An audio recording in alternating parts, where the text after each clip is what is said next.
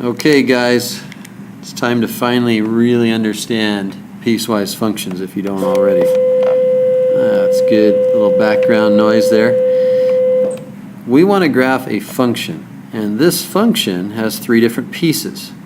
We graph y equals 2, but we're only allowed to graph y equals 2 to the left of -2, where it says x is less than -2.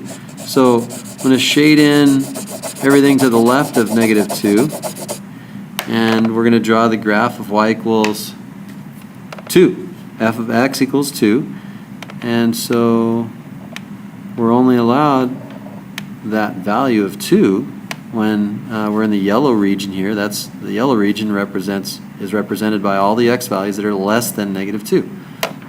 Well, we have another region, and we have the next region we want to talk about is the region between -2 and 1.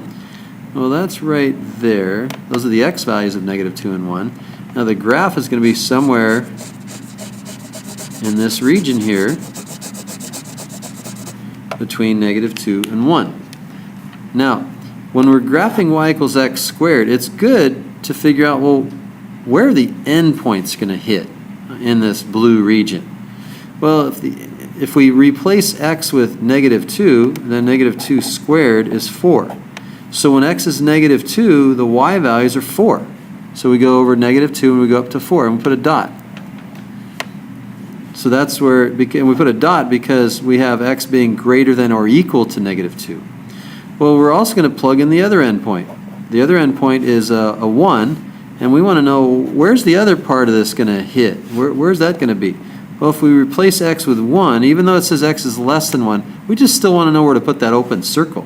And 1 squared is 1, so when x is 1, y is 1, and the graph is going to come down just like this, and it's going to go right up to that point right there, and if that were a less than or equal to, we would have a solid circle. That's a less than, so we have an open circle. Still the same coordinates, 1, 1. And then what does y equals x squared look like? Well, it looks like this. You know what it looks like. We've been graphing quadratics, and this is the most basic of all the quadratics, y equals x squared. And that's what y equals x squared looks like.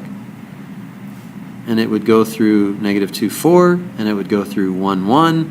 But again, we're only allowed the part of this graph from -2, including -2, all the way to 1, but not including 1.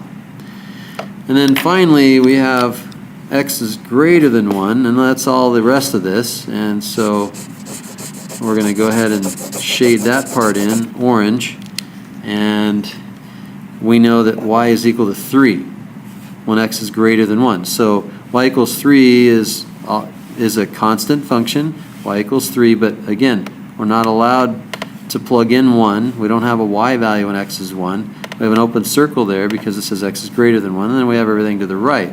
So y equals 3 everywhere in the orange. And it continues to go that way, and that is it.